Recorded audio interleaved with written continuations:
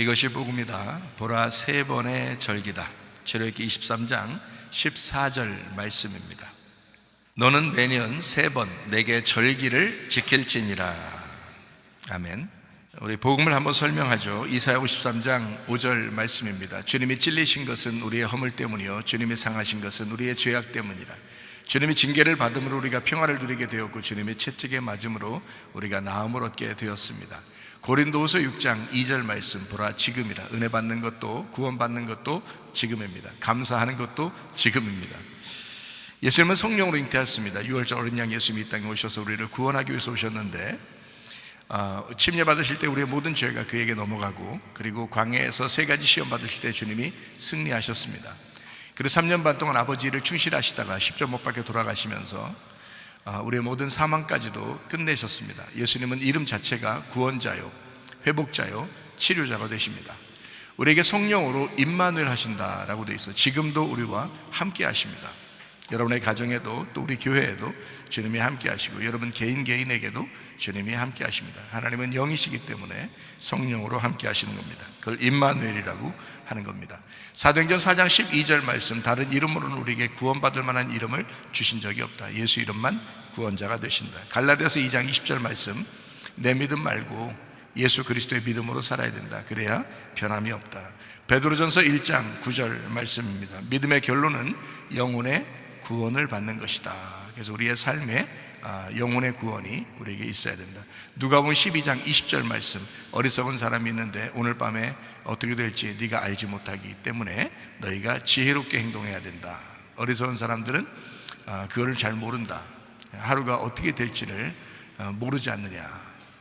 그러나 지혜로운 사람이 되면 하나님, 우리가 앞으로 어떻게 살아가야 될지 주님께 맡기겠습니다 하고 지혜로운 사람처럼 살아야 됩니다. 베드로전서 2장 25절 말씀에 보면요, 영혼의 목자와 감독 되신 주님에게 우리가 돌아왔다 했습니다. 영혼이 우리 마음대로, 나 자신이니까 마음대로 살았는데 예수님에게 돌아왔다. 주님은 나의 목자가 되시고 감독자가 되신다라는 말씀입니다. 베드로전서 4장 10절 말씀, 그래서 우리가 가진 은사, 또 우리가 가진 달란트, 우리가 가진 사명들, 우리에게 주어진 시간, 생명, 물질, 몸, 마음, 자식들, 남편, 아내, 이 모든 것들이 다 주님의 것이구나 라는 것을 인정하는 것, 그래서 선한 청지기로 살아가야 하는 것입니다. 베드로전서 5장 7절 말씀입니다. 염려를 다 주님께 맡겨라. 그가 돌보시기 때문이다 라고 되어 있고요. 5장 8절 말씀에 보니까 그래서 근신하라, 깨어라, 마귀를 대적해야 된다. 왜냐하면 마귀가 우는 사자같이 너를 삼킬 자를 찾기 때문이다. 염려하는 사람을 특히 찾습니다. 그래서 너무 염려, 근심을 너무 오랫동안 하면 안 됩니다. 베드로전서 5장 9절 말씀이요, 너희는 믿음을 굳게 해서 마귀를 대적해야 된다라고 말씀합니다. 이사야 56장 7절 말씀입니다. 교회는 기도하는 집이다 라고 되어 있습니다. 여러분 가정을 위해서도 기도하는 집, 만민을 위해서도 기도하는 집, 이게 바로 교회입니다. 그러니까 교회는 하나님과 교통하는 곳이다 라고 하는 거죠. 디모데전서 4장 5절 말씀에 말씀과 기도로 거룩해진다 라고 되어 있습니다. 말씀과 기도로 거룩해진다. 다른 거 아니죠. 우리가 거룩한 것은 세상과 분리할 수 있는 것은, 또 천국에 갈 수 있는 거룩한 사람이 될 수 있는 것은, 하나님의 백성이 될 수 있는 것은 말씀과 기도입니다.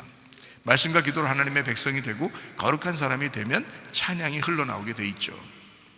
찬양은 결과물입니다. 예배고요. 시편 50편 23절 말씀입니다. 감사로 제사를 드리는 자가 나를 영화롭게 하나니 그의 행위를 옳게 하는 자에게 내가 하나님의 구원을 보이리라 라고 되어 있습니다. 감사로 제사를 드리래요. 그래서 우리는 늘 감사해야 합니다. 평생에 감사하는 거죠. 출애굽기 23장 14절 말씀입니다. 너는 매년 세 번 내게 절기를 지킬지니라. 기독교, 그러니까 교회에 찾아 나오면 특별히 1년 동안에 세 가지 절기를 지키게 되어 있습니다. 어떤 절기를 사람들이 지키냐면 성탄절을 지키게 되죠. 성탄절 알죠? 그 다음에 부활절, 이거 아주 중요한 절기죠. 그리고 추수감사절, 이렇게 세 가지를 이렇게 지키는, 그러니까 뭐 다른 것도 있죠. 그런데 특별히 세 가지를 이렇게 크게 지키는 교회가, 이제 기독교가 추구하는 그런 세 가지의 절기입니다. 그런데 골로새서 2장하고 갈라디아서 4장을 보면 날과 달과 절기와 월삭을 지키지 마라라고 되어 있습니다. 왜 지키지 마라라고 되어 있냐면 신약에서는 예수님으로 완성이 되었기 때문이다 라는 겁니다. 그러니까 예수님으로 모든 절기가 완성이 되었기 때문에 이거를 지키느라고 노력하지 말라는 거죠. 왜냐하면 은혜로 살아야 된다, 우리가 복음으로 살아야 된다, 진리로 살아야 된다. 이것은 어떤 율법에 매이는 것이 아니다. 그래서 우리가 추수감사절도 또 성탄절도 부활절도 우리가 거기에 매여서 하는 게 아니라 즐겁게 서로 교제하면서 이렇게 성도들이 서로 기쁨으로 지내는 것을 우리 교회에서 행사로 하고 있습니다. 우리나라 3대 절기가 이렇게 있다면 성경에서는 1년에 3번을 나누어서 모여야 된다라고 3번의 절기를 이렇게 나누어서 해 주었습니다. 그게 바로 뭐냐면 무교절, 그러니까 6월절이 같이 있는 무교절이고요, 그리고 오순절, 그리고 장막절, 이렇게 3가지 절기입니다. 그러면 이 3가지 절기가 앞에 있는 첫 번째가 연결되어 있고, 두 번째 있는 절기가 있고, 그리고 세 번째 있는 절기가 연결되어 있어요. 이게 이제 계절 때문에 그렇습니다. 계절 때문에. 특별히 이제 어떻게 되어 있냐면 6월절, 무교절, 초실절, 이게 하나로 엮어져 있어요. 그리고 오순절, 이게 이제 하나고요. 그 다음에 세 번째로는 나팔절, 속죄절, 장막절, 이렇게 3개가 연결이 되어 있어요. 그래서 절기적으로 이렇게 보면 6월절, 무교절, 초실절, 이게 봄에 되어 있습니다. 봄으로 되어 있어요. 그리고 오순절이 이제 봄하고 여름 사이에 이렇게 되어 있고요. 그리고 나팔절, 속죄절, 장막절이 가을하고 겨울로 들어가는, 이렇게 가을하고 겨울로 들어가는 것으로 이제 이렇게 이루어졌어요.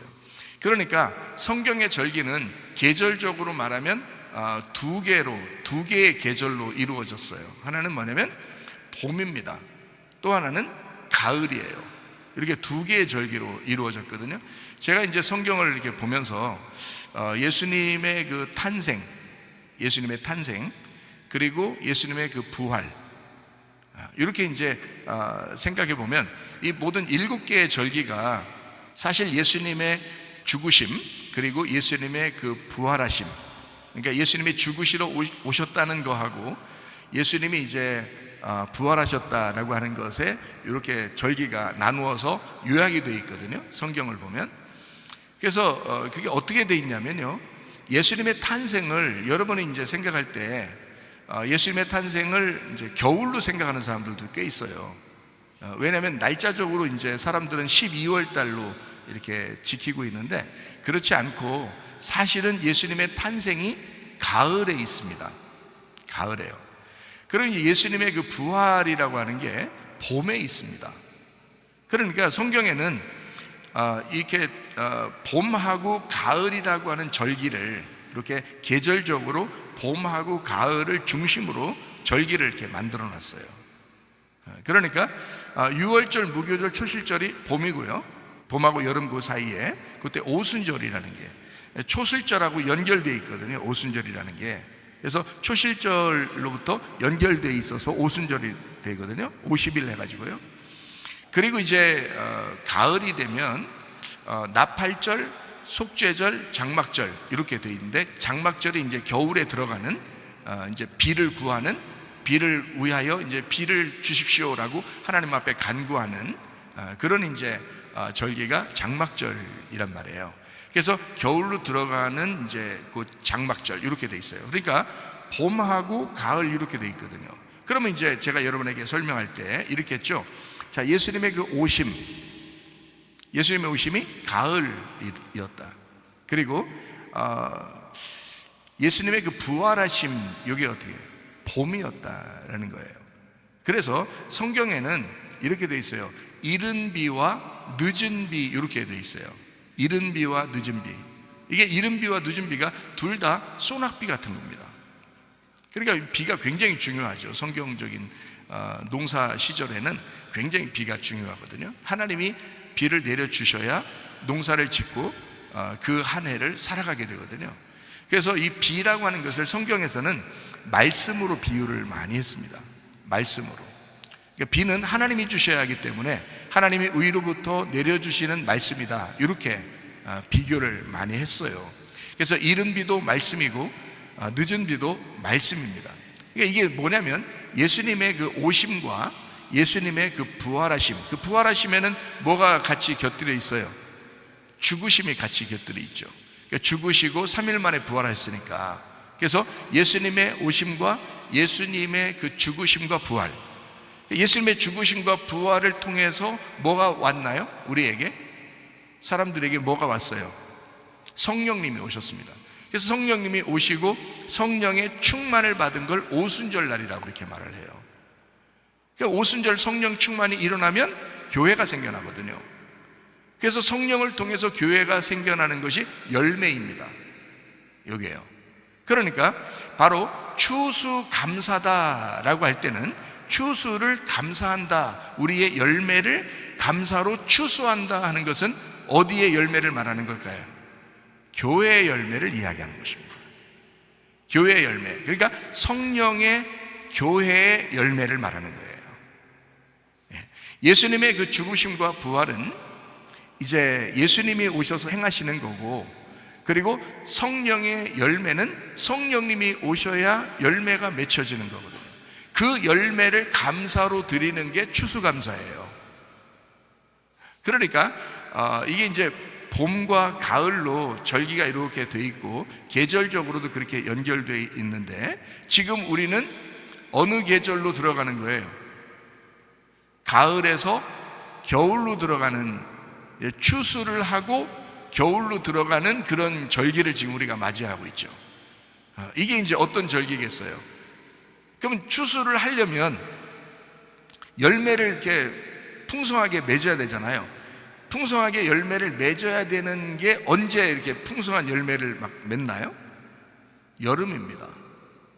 여름, 그죠? 여름에 풍성한 과일도 풍성하고 막 그 햇빛도 많이 받아가지고 막 곡식들이 또 과일들이 막 열심히 이렇게 일을 하잖아요, 자기들이, 그죠? 그래서 열심히 일을 해서 그들이 풍성하게 만들어지는 걸 가을에 추수하는 거죠. 가을에 추수하게 되면 겨울로 들어가는 거거든요. 자, 이해가 되시겠어요? 그러니까 겨울로 들어가게 되면 뭐 해요? 옛날 농사를 짓는다고 생각하면 겨울에 할 일 있어요, 없어요? 할 일 없죠. 그래서 겨울을 안식이라고 하는 겁니다. 안식한다, 그러니까 휴식하러 들어간다. 휴식하러 들어간다. 요거를 이제 겨울이라고 하는 것입니다. 그러니까 자, 이제 요거를 봄, 여름, 가을, 겨울로 나누어서 요걸 한번 설명을 해볼게요. 봄에는 뭐 하나요? 농사를 지을 때는 봄에는 뭐 해요? 씨를 뿌립니다. 그죠? 씨를 뿌려요. 그리고 여름이 되면 어떻게 돼요? 풍성하게 되죠. 증가하죠. 이게 풍성하게 증가해요. 그럼 가을이 되면 어떻게 돼요? 추수를 하게 되죠. 추수해서 감사하게 됩니다. 그죠? 봄, 여름에 이렇게 농사가 잘 됐습니다 해서 잘 심고 잘 자라났습니다 하는 것을 추수하면서 이제 감사를 드려요. 그리고 이제 겨울이 되면 안식에 들어가는 것입니다. 자, 이렇게 되면은 이 절기가 봄, 가을이면서 봄, 여름, 가을, 겨울 이렇게 되죠. 그죠? 그래서 1년 4계절이 되는 것입니다. 봄, 여름, 가을, 겨울 이렇게 되는 거죠. 그죠? 그러면서도 이제 이 절기들이 있는 겁니다. 그러면 봄에는 성경적으로 봄에는 뭐가 있다고 그래요? 어떤 절기가 있다고 그래요? 봄에는 유월절, 무교절, 초실절이 있습니다.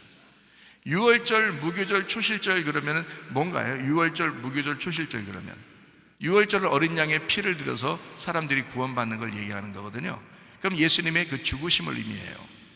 유월절은 예수님의 죽으심을 이야기하고, 무교절은 어떻게 돼요? 무교절은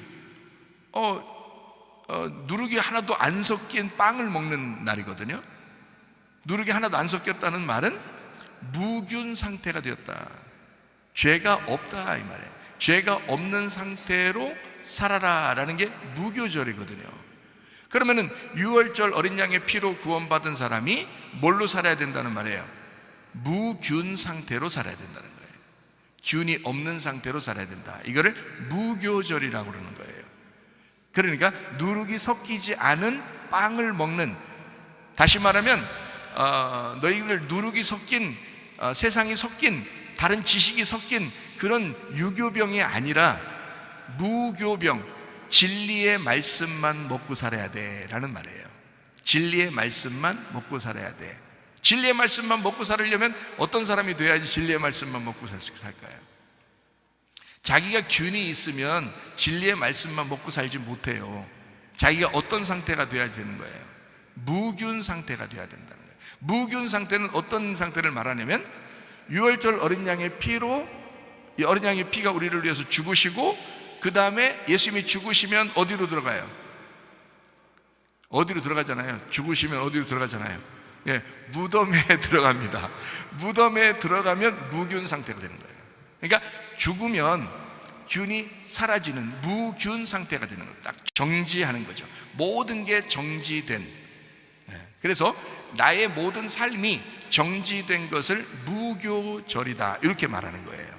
그러니까 내 삶을 사는 게 아니라 무균 상태의 삶을 사는, 다시 말하면 내가 예수 안에서 죽고 죽음의 상태로 내가 살아가는 것을 무교절이라고 이렇게 말하는 거거든요. 그러니까 진리의 말씀만 먹으면서 살아야 돼라는 말이에요. 무교절이라는 게요. 그러니까 유월절과 무교절은 같은 날입니다. 이게요. 그러니까 예수님 어린 양의 피로 구원받은 사람이 무균 상태로 살아가고 있는 무교절, 진리의 말씀으로 살아가는 것을 무교절이라고 이렇게 말을 하고요. 여기서 이제 부활한다라는 것을 이제 초실절이라고 그러는 거예요. 첫 번째 열매는 예수님이셨습니다. 그러니까 예수님이 하늘에서 이 땅에 오셨다가 죽으시고 무덤에 가셨는데 3일 만에 부활하셨다. 이걸 초실절 그렇게 얘기해요. 그럼 그 예수님하고 우리가 같이 붙으면 어떻게 될까요? 예수님과 함께 붙어 있으면 이거를 첫째 부활에 동참했다라고 말하는 겁니다. 성경에서는 첫째 부활에 동참한 사람들은 두 번째 사망이 없다라고 말하는 거예요. 요한계시록에서 말하는 거는. 그러니까 두 번째 사망이 왜 없냐면 첫째 부활하신 예수님은 다시 죽지 못하기 때문입니다. 그럼 그 예수님을 믿고 우리가 하나가 되는 것을 첫째 부활에 동참했다라고 하는 거예요. 예수님을 내가 믿었다, 그 첫째 부활에 내가 동참했다, 그러면 다시는 죽음이 없다. 이거를 초실절이라고 이렇게 말하는 겁니다. 그러니까 유월절, 무교절, 초실절은 어떻게 같은 절기에 있는 거예요. 봄에. 그리고 이제 조금 떨어져서 이제 50일이 지나면요 오순절 날이 옵니다. 그 오순절 날에는 성령 충만이 임한 날이에요. 자, 하나님의 성령이 충만하게 되려면 우리가 뭘로 살아야 된다는 거예요? 나는 죽고 예수로 살아야 된다. 나는 죽고 무균 상태의 진리의 말씀으로 살아야 된다. 나는 죽고 첫째 부활 되신 예수님과 붙어서 살아야 된다. 그러면 성령 충만이 임하는 날이 온다. 성령 충만의 날이 임하면, 오순절 날이 임하면 교회를 세우게 되어 있습니다. 교회를 사랑하게 되어 있습니다. 오순절 날의 특징은 성령 충만이에요. 성령님입니다. 주인공이 성령님이에요. 오순절의 주인공은 성령님이시라. 성령님이 여러분 안에 계시다면, 성령님이 여러분 안에 오시고 성령 충만하면요 교회를 사랑하게 되어 있습니다. 왜냐하면 성령님, 우리의 주인공 되신, 교회의 주인공 되신 분이 성령님이시거든요. 그 성령이 교회를 세우셨고 그 성령이 교회를 이끌어 나가시는 거예요. 그러니까 교회를 사랑하게 되는 사람은 어떤 사람이냐? 성령 충만한 사람은 교회를 사랑하게 된다. 성령 충만한, 그것이 바로 오순절이에요. 성령 충만해야 이제 나팔절도 있고 속죄절도 있고 장막절도 있는 것입니다. 그러면 나팔절이라고 하는 게 뭘까요? 자, 성령이 있는 사람은, 성령이 너에게 임하시면 권능을 받고, 그 권능이 성령 충만입니다.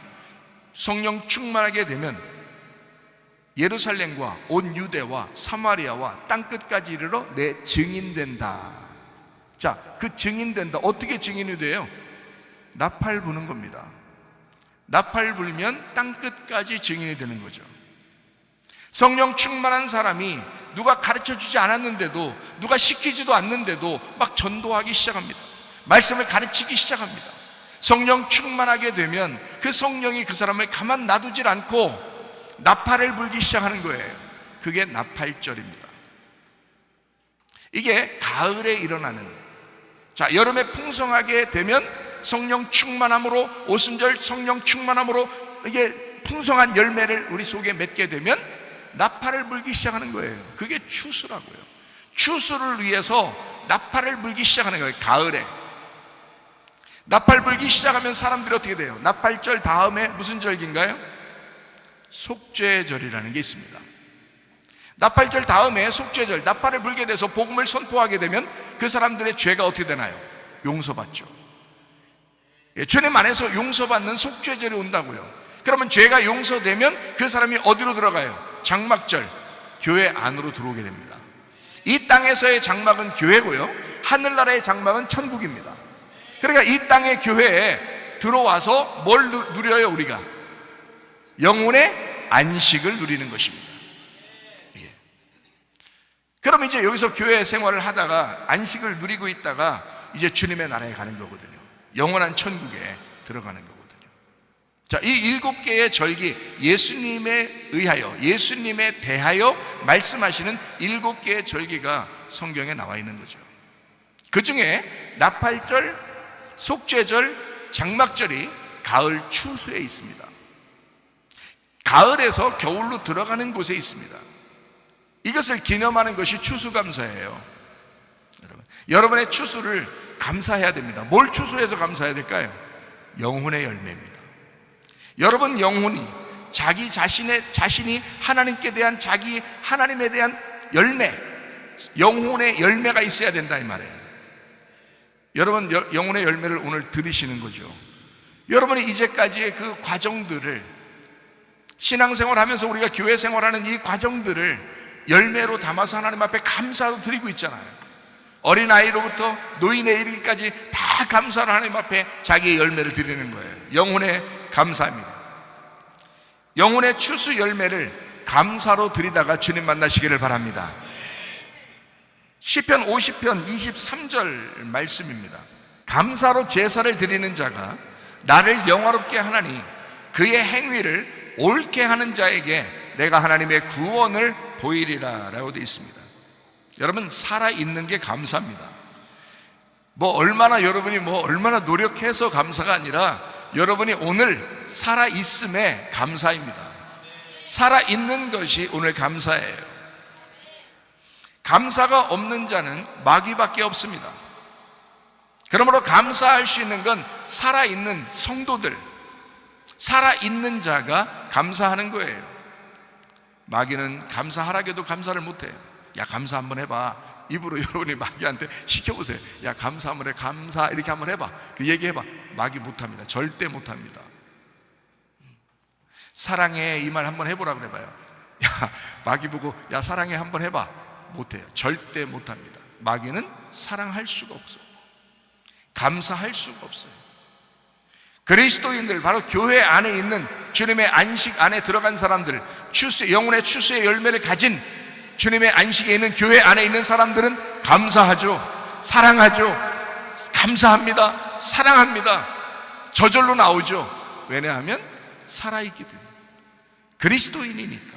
우린 죽은 자가 아니니까. 우리는 마귀에게 속한 자가 아니니까. 그리스도에게 속한 자니까. 가정과 교회가 있는 것은 감사입니다. 가정이 있다면 감사해요. 여러분이 소속된, 여러분이 다닐 수 있는 교회가 있다면 감사입니다. 여러분이 살 수 있는, 여러분이 살아가는 가정이 있다면 그게 감사고, 여러분이 다닐 수 있는 교회가 있다면 그게 감사예요. 어떤 사람은 가정이 없는 사람이 있을 거 아니에요. 어떤 사람은 자기가 다닐 교회가 없는 사람이 있을 거 아니에요. 무슨 감사가 있겠어요?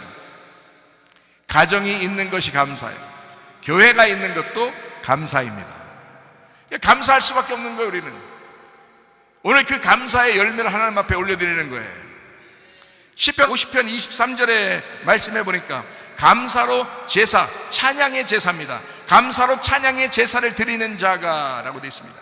감사 찬양이라는 거죠. 이게 하나님을 영화롭게 한다는 거예요. 그러니까 감사로 찬양 제사를 드리는 것이 하나님께 영광이라는 것입니다. 감사로 찬양 제사를 드리는 것이 하나님께 영광이에요. 하나님께 영광은 행위를 옳게 하는 자들이다. 하나님께 영광은 하나님 안에서 우리가 행위를 옳게 하는 자들이다. 행위를 옳게 함으로써 하나님을 영광스럽게 나타내는 거고 하나님을 드러내는 것이기 때문이에요. 자, 감사가 하나님을 영광스럽게 나타내죠. 그 하나님께 영광 돌리는 것은 나의 옳은 행실입니다. 우리의 옳은 믿음, 우리의 올바른 진리의 말씀의 믿음, 이것이 하나님을 영광스럽게 나타낸다. 우리의 삶의 열매, 이것이 하나님을 영광스럽게 나타낸다. 그것이 감사의 찬양 제사다. 그런 사람에게 하나님의 구원을 보이리라 라고 했습니다. 여러분 안에 어떤 열매를 하나님 앞에 올려드릴까? 영혼의 구원입니다. 영혼의 구원을 하나님 앞에 열매로 올려드릴 수 있는 사람, 이건 축복이죠. 오늘 있는 사람들, 여기 교회 예배 참석하는 사람들은 한 사람도 빠짐없이 다 추수감사하는 거예요. 여러분의 영혼의 추수를 감사드리는 것입니다. 감사로 찬양 제사를 드리는 것은 하나님이 영광 받으시는 거고, 그 영광 받으시는 하나님은 우리의 옳은 행실, 옳은 믿음, 옳은 진리의 말씀의 믿음을 가진 자, 그들을 구원함으로써 그 영혼의 구원의 열매를 하나님 앞에 드림으로써 하나님이 영광 받으신다. 오늘도 하나님 앞에 영광 돌리다가 주님 만나시기를 바랍니다. 감사합니다.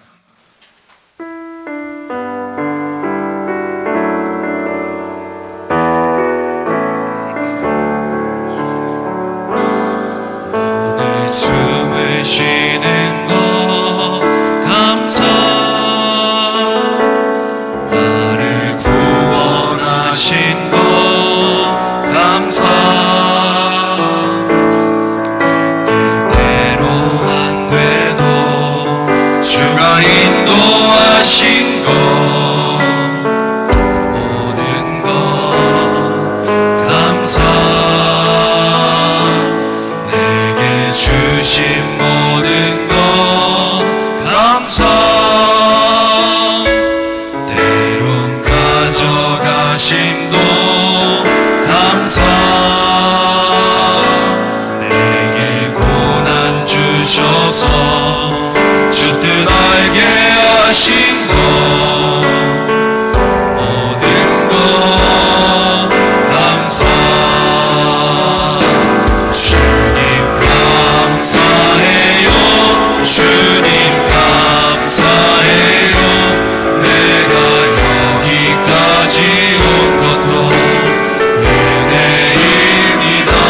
주님 감사해요, 주님 감사해요, 나를 사랑하신 주사랑 감사합니다. 우리 한 목소리를 기도하겠습니다. 하나님 앞에 기도할 때 하나님, 우리 영혼의 추수의 감사를 하나님 앞에 드리길 원합니다. 하나님, 우리의 삶이 감사입니다. 하나님, 내게 어떠한 환경을 주셨어도 하나님 앞에 감사합니다. 하나님 아버지여, 내게 더 감사할 조건들이 생기게 도와주시고 하나님의 비전을 허락해 주시옵소서 기도합니다. 우리 하나님 아버지의 사랑과 은혜를 감사를 드립니다. 하나님 아버지의 주님 은혜에 감사를 드립니다. 우리의 살아있음을 감사합니다. 하나님, 오늘 주 앞에 추수 감사를 감사합니다.